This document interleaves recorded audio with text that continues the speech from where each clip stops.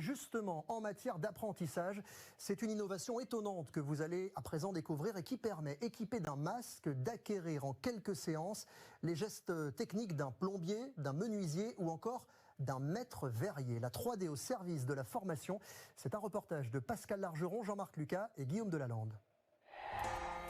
Les gestes sont extrêmement précis, les mêmes depuis des siècles.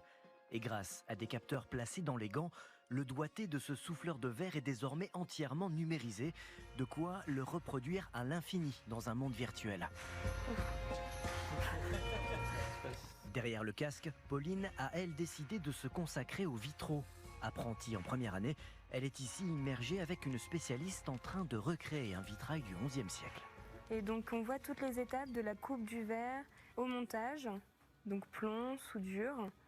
Franchement, on s'y croit, c'est vraiment super beau et je vous avouerai que j'aimerais beaucoup travailler dans un tel cadre. Observer, mais aussi prendre part.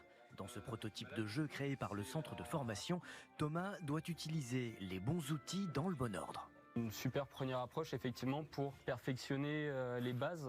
Mais après, c'est vrai que la pratique reste importante pour moi.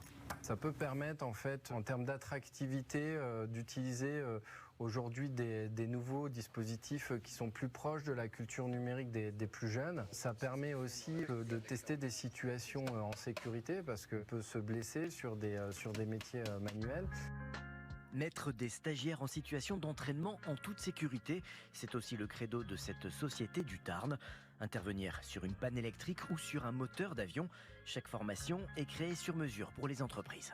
Chez EDF, on a fait par exemple un barrage hydroélectrique pour apprendre à gérer les crues. On va pouvoir mettre en situation dans une crue ce qu'on ne peut pas faire dans la réalité. S'habituer au danger de manière réaliste et répétée, sans doute la meilleure manière de ne pas se laisser submerger en situation réelle.